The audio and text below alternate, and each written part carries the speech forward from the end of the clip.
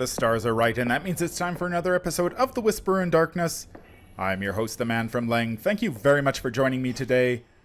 On this episode, I am thrilled to bring you another installment of A Chance Encounter, a conversation with members of the Arkham Horror LCG community who have contributed to the game in some way, whether that's by building decks, writing strategy articles, hosting podcasts, recording playthroughs, or, in the case of today's guest, penning tales about our favorite investigators. A teacher, editor, and game designer, Dave Gross is the author of Hour of the Huntress, the first in Fantasy Flight's wildly popular series of Arkham Horror novellas. The novellas and the 5 exclusive Arkham Horror LCG cards they contain can be hard to come by, but a reprint of Hour of the Huntress is on its way, so I thought this would be a great time to chat with Dave about his adventures with one of the game's most popular rogues. That's right, the one and only Jenny Barnes. If you enjoy what you hear, make sure you stick around until the end of the interview when you'll have a chance to enter a draw for a copy of Hour of the Huntress signed by Dave. Now, I've tried to keep my conversation with Dave spoiler-free, but I can't guarantee it, so if you don't want to ruin the surprise, skip to the end and enter the draw so you can read the book for yourself. The train for Arkham is pulling out of the station, so let's get started. All right, welcome to the show. Thank you. So, how did this project come about? Very simply, Katrina Ostrander, who is the fiction editor for Fantasy Flight Games, sent me an email asking if I might be interested in writing for one of 2 of their new fiction lines, either Android or Arkham Horror. And as a huge fan of Arkham Horror and all things Call of Cthulhu related, I chose that one immediately. So you were a fan of Lovecraft's writing before you started this project? Yes, with a caveat. When I was a teenager, I had read some Lovecraft stories, and I had mixed feelings about them. I didn't find him as scary as some, at the time, more contemporary horror writers, but I did love the mythology of the world. But I didn't really grasp the breadth of that mythology until the game Call of Cthulhu came out. And in fact, when I first experienced Call of Cthulhu, as some friends were playing it at a community center while I was running Dungeons and Dragons nearby, I gotta say, I have to admit, I wasn't attracted to it immediately. When I heard that the game involved not hit points, but sanity points, I was a teenage boy who loved Conan the Barbarian and Lord of the Rings. I thought that was kind of silly. It was actually years later that I really got excited about Call of Cthulhu and the Cthulhu mythos when I had an opportunity to see some of the great campaigns that Chaosium had created for the game. So did you ever have a chance to play Masks of Nyarlathotep? That's the one yes. I always wanted to play. That is often cited as the greatest role-playing campaign of all time, and not without cause. I've loved that, and in fact, that is probably the campaign that absolutely made me a diehard fan of the mythos. Since I guess sometime in the early 90s is when I actually fully started to appreciate the Cthulhu mythos and Call of Cthulhu. I've been creating some homemade props, and I'm eagerly awaiting the gamer prop set from the H.P. Lovecraft Historical Society to run a couple of prequels to Masks at a local gaming convention this fall in October. Oh wow! It sounds like you and I were introduced to Call of Cthulhu at roughly the same time. I think I picked up the first copy of the handbook in '89, and played several campaigns at conventions since that, and had an absolute blast. It was some of the most memorable games I've played. The other thing that really solidified my interest in the game was when I was working for the Role-Playing Gamers Association at TSR, also in the early 90s. And I was helping the fellow who ran the tournament program for the RPGA. And he loved the D&D. He wanted to edit all of the D&D tournaments, and I was happy to try anything else. And once I started reading the Call of Cthulhu tournaments, I became a huge fan.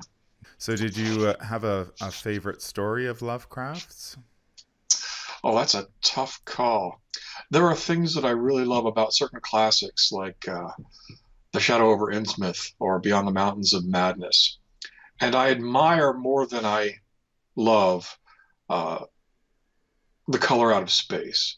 I think it's an awesome intellectual exercise, but for some reason, I've never found that one the least bit scary, which I know puts me at odds with an awful lot of readers who consider it the most frightening of all the stories. Um, those are the three I think that stand out in my mind. So, had you written novellas before you signed up for this? Oh, yes, I'd written a number of novellas. Uh, I guess most recently I'd written two or three novellas in support of the Pathfinder Tales fiction line, for which I also wrote some novels. And I think one of my first pieces for the Forgotten Realms was a novella, the story of Talbot Uskevrin in the Halls of Stormweather anthology. I think that was a novella. It might have been a little shorter. It might have been a novelette. But I love the form. I think I like writing novels a little bit more because I like playing the long game, especially with supporting characters. But novellas are great fun. So, what are some of the strengths and weaknesses of that format? For a novella, I think the strength is that you're telling a more focused story than a novel often does. Uh, the challenge, and one that I don't think that I always succeed at, is making sure you don't try to cram a novel's worth of material into a much shorter space. I can sometimes be guilty of that, but I think that uh, if you want to focus on a single event, a novella being closer to a short story lets you achieve that while still fleshing out the world a little bit more as you do in a novel. So, what was it like for you as an author to get to play around in the Cthulhu mythos in general and Arkham in particular? It's such an evocative setting. Well, I love Arkham, the city of Arkham, so that was a part of the appeal. But honestly, the greatest part of the appeal for me was that I was allowed to choose which character I'd like to write about. And absolutely, hands down, Jenny Barnes was my first choice. So I was more attracted by the character than I was by the setting. That said, I do really enjoy Arkham and that sense of New England in October. I didn't grow up in New England. I grew up somewhat south of there, but we also had the beautiful colors of leaves and the cool autumn nights that I think are some of the first things that come to my mind when I imagine New England and Arkham. And of course, I've been generally familiar with the city of Arkham, at least as it's portrayed through the Call of Cthulhu uh, role-playing game and scenarios. So it was kind of like revisiting a place I'd briefly visited a few dozen times before. It was a bit of a homecoming that way. So, did you have several investigators to choose from, or did you just get to choose Jenny at just pick the one you liked? I was very lucky in that I was the first to sign up, so I got to choose from any of them. And Jenny was my top choice. There were several others that I would have been interested in, but Jenny by far was my favorite. I had been binging a few months earlier on a wonderful Australian murder mystery series called Miss Fisher's Murder Mysteries. And to my mind, Jenny Barnes was a good deal like a younger American version of Miss Fisher, with maybe a touch of Myrna Loy as she plays Nora Charles in the Thin Man movies. And I'm a big fan of both of those characters. So, what is it about Jenny that appealed to you?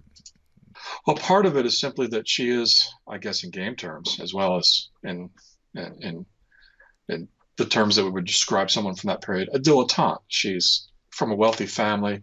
She's traveled. She's been to Europe. She dabbles. She knows a little bit of everything. And uh, she's not focused on academia or in archaeology. She's not just a hard-boiled detective. She can be a little bit of many different things. And those varied elements can form, I think, a much more interesting personality than someone who focuses very clearly on one profession, as you would describe them in the game. So do you feel any pressure as an author when you're working with a character like that isn't your own creation? I know that Jenny is very popular in the card game, and I'm just wondering if you do feel any pressure to do your best when you working with her versus a character that you created on your own. I don't think that there will be more or less pressure because I didn't create the character. I think there's a different challenge, and that is to be true to the character. Although that challenge wasn't too high here because, like many characters from card and board games, she has a clear but relatively small set of attributes. She's not a character you have to study over a period of, 100 comic books or 4 novels. It's all right there on a couple of pages, everything you need to know about her. And the rest is adding more characteristics that seem to fit naturally into what already exists.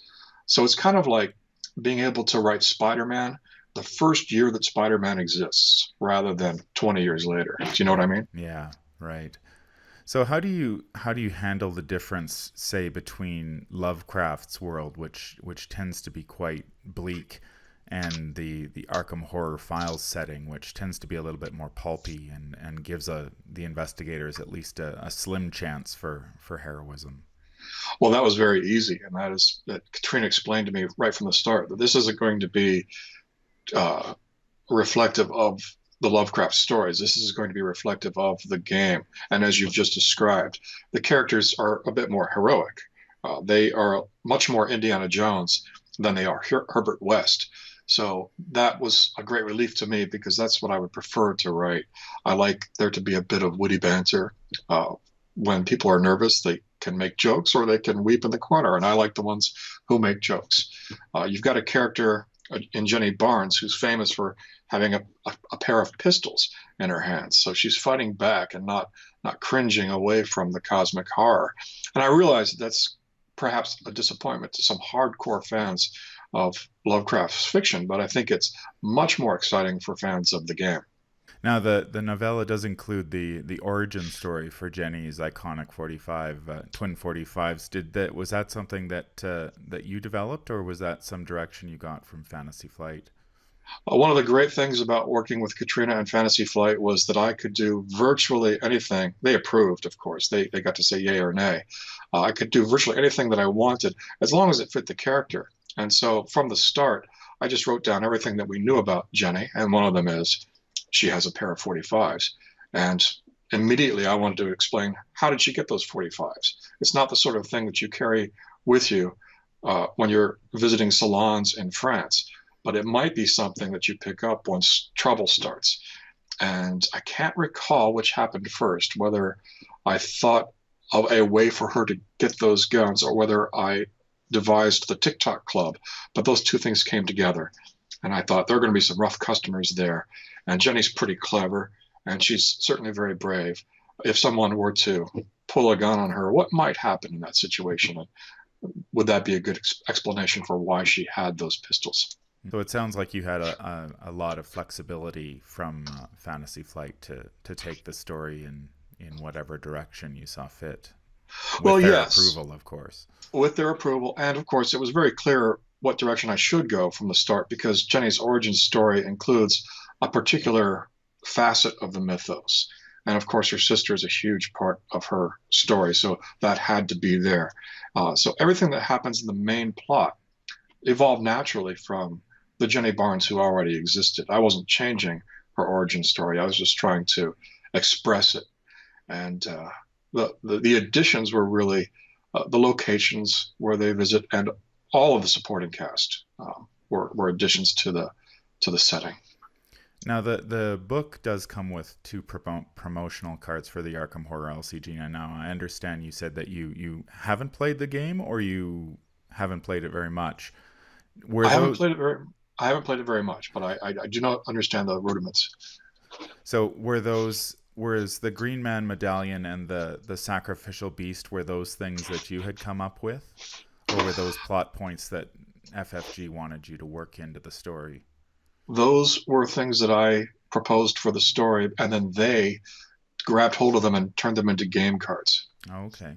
So how did the story evolve during the writing process? Well, the boring answer is the true answer, and that is that it didn't evolve very much because I write very complete outlines. And while I do sometimes deviate from an outline when I come up with a better idea, in this case, I'd say it's about 95% of what you see on the page was outlined. Very little evolved in the short period of time in which I was writing the story. In fact, I think most of the changes were things that I cut out because I was putting in too much. I was uh, writing a book that could have been a novel if I'd ended up giving every supporting character as much incident as I had imagined for them. But in the end, it's Jenny's story, and you don't want anybody ever to overshadow her. Hmm. Can you give me an example of something that you decided was better left on the cutting room floor? Yes, and this one I have mixed feelings about because some part of me thinks maybe I should have tried to do it a little bit more than I did.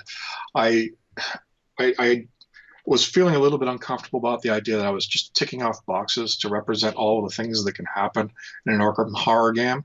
And one that I'd initially thought I might do is to express some insanity. And I thought Mr. Ritter might have an episode of insanity near the end of the story for obvious reasons.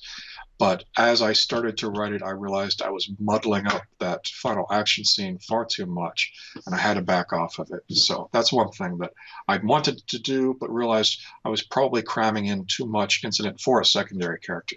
So how would you describe Jenny's character? I think the Jenny that we see in this story is probably different from the Jenny who existed even 3 weeks before she arrived back at Arkham, because she has a mission now. She has deep concern for what has happened to her sister, and she's highly focused on getting to the truth, even if that truth is much more horrible than she imagined. But in a pinch, she's very focused. She's a leader. She knows how to exploit the talents of the people around her. She knows a little bit of many things, but she's not really an expert at any one thing. So I think in some ways, and this only just occurred to me, she's a bit like a young female Doc Savage in that she has lots of experts supporting her, but she ultimately is the one in charge, and her own set of skills, when you bring them all together, make her a very capable, for lack of a better term, adventurer. She's a complete package made up of incomplete elements, if that makes sense. Yeah. She's So been on an archaeological expedition, but she's not an archaeologist. She's very good with her pistols, but she's not a marksman, for example. She loves literature, but she is not herself a writer, and so on. So I know a lot of authors speak about how their characters grow and change over the course of their writing, and you'd mentioned that you do create, a very detailed outline. Did Jenny change or grow as you were writing? I feel that the description of Jenny from the game was so iconic that I didn't want to mess with it very much. I added detail like her real name being Guinevere, for instance, and her preferring Jenny, and her relationship with her sister. But I don't think that she changed remarkably. It's a plot-driven story. It has much more to do with the question of what has happened to her sister and whether she'll find her. So I think I expressed character more in the supporting cast than I did in our heroine, because she is, in some ways, I don't want to say static, but she is the larger than life hero around which the story occurs. Uh, does that make sense? Yeah, no. And speaking of that supporting cast, there are a lot of notable characters in the novella, like Lonnie Ritter and Gaelius Morgan and Dainty and Tilde and the Olmsted clan. Tell me a little bit about the development of those characters.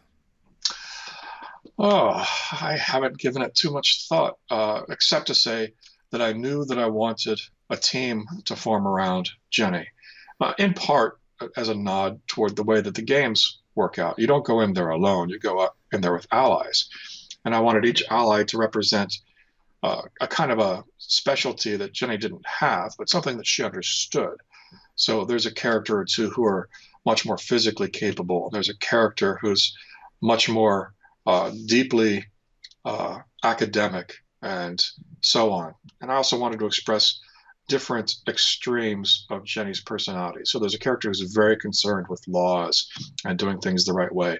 And then there's another character who uh, couldn't care less about doing things the right way as long as they get done.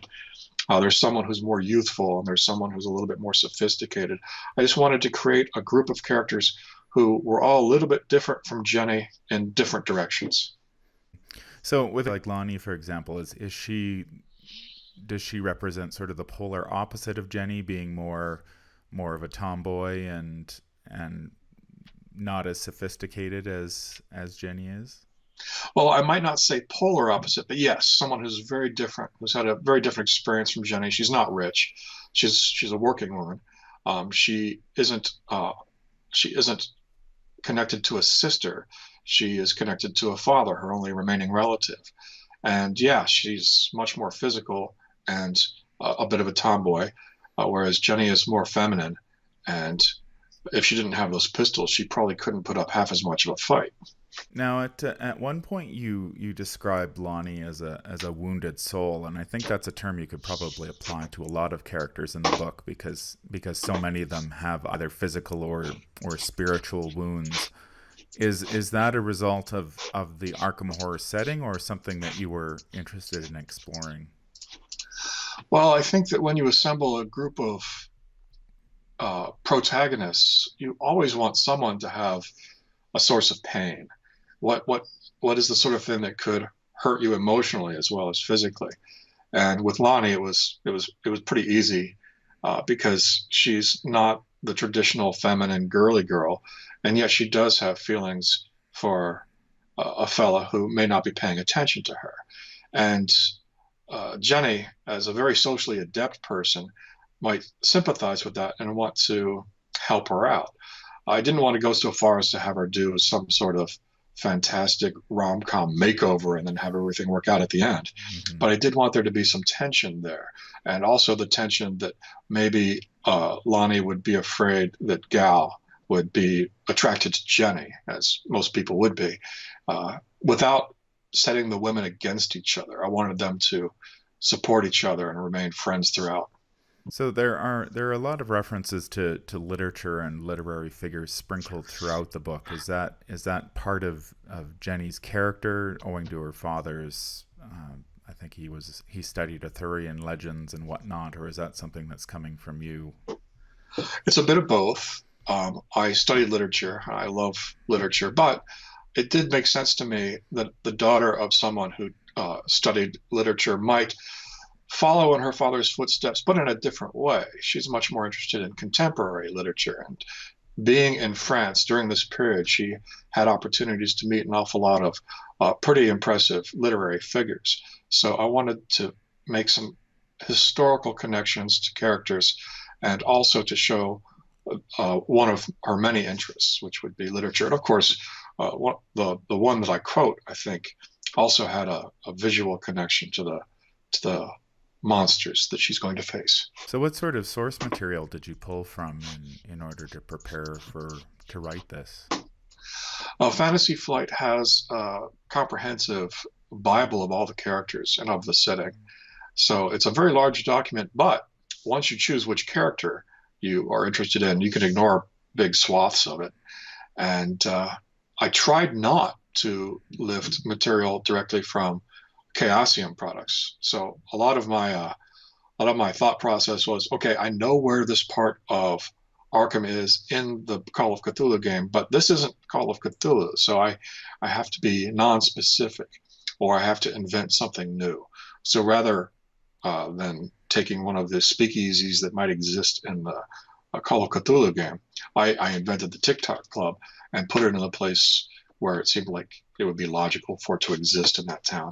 So do you think there's a happy ending in there for Jenny and Izzy, or is this sort of thing an impossibility in Lovecraft's world? Well, I had the choice of putting a pin in it at the end and either bringing the story to an end or giving it a tragic ending. And I decided that, like a game of Arkham Horror or a game of Call of Cthulhu, what's more interesting is the slightly ambiguous but dark ending that could lead to another adventure in the future. So I didn't want to end Jenny's story arc, but I did want to give a sense of conclusion that some major element of the story had ended, even though there are things that might draw Jenny back into the mystery in Arkham again. So what sort of other projects do you have on the go? I just finished one that I'm afraid is top secret, so I can't mention it. And I am going to start another secret project in December. In the meantime, I'm working on something of my own, which I'm not ready to describe. I suppose I could mention that I recently had a story in Howard Andrew Jones's Tales from the Magician's Skull, a beautiful pulp-style anthology magazine like the old Weird Tales, which also has stories by terrific authors like James Eng and Violet Milan. So I would hope that people would check that out. Yes, it's a magazine published by Goodman Games. Howard Andrew Jones is the editor. And I have a story in the second issue, which was released just a couple of months ago. And this magazine was kickstarted a year or so back, and they were sure to do 2 issues. But apparently it is successful enough that they will continue. So issues 3 and 4 are in the works. I highly recommend it to fans of the old Weird Tales magazines. The style, the graphic style, and the attitude are definitely in the realm of those classic pulp magazines. And I think a lot of Mythos fans would dig them. All right. Is there anything you'd like to add? Nothing that I can think of offhand. All right. Well, thank you very much for joining me on the show. You're very welcome, and thanks for having me. Now, as I mentioned at the start of the episode, I am giving away a copy of Hour of the Huntress signed by Dave to one lucky listener. The book comes with 5 exclusive cards from the Arkham Horror LCG, so this is a great chance to pick them up if you haven't done so already. All you need to do to enter the draw is leave a comment down below with the name of your favorite investigator and why. It could be an investigator who is already in the Arkham Horror LCG, or it could be an investigator who will be released at some point in the future. Give me the name of the investigator and the reason why he or she is your favorite, and you'll be entered into the draw. The deadline for entries will be September 23rd. That's next Sunday. Thank you very much for listening, and good luck. That's going to do it for me today. If you enjoyed this episode, remember to like, comment, and subscribe. If you need to contact me, I can be reached at manfromleng@gmail.com. I'm also on Twitter at manfromleng. Until the stars are right, keep your shotgun close and your outlaw sign closer. Take care out there, and happy investigating.